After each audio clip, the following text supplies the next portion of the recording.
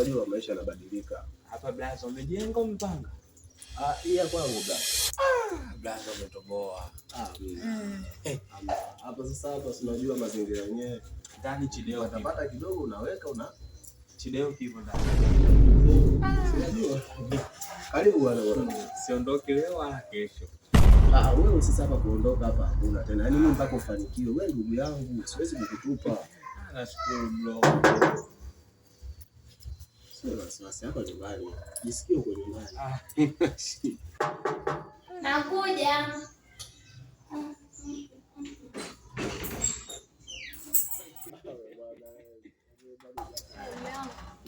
Karibuni.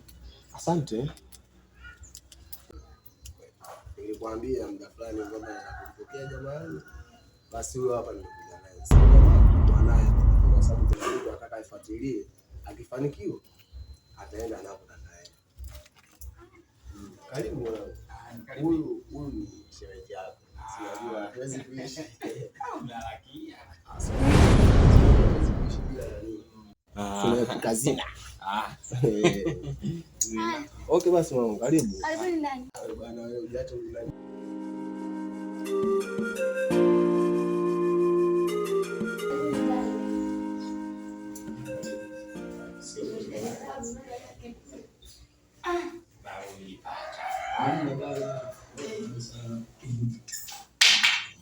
Kazi yako na Mungu.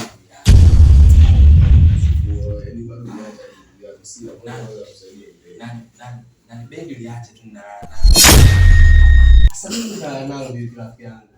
Alikuwa chini. Sio anaachia wewe wote hapa. Yaani inamaanisha unapona. Analijua mtu bahati. Hapa maana yake ni dawa na sasa. Nani waifu? Waifu?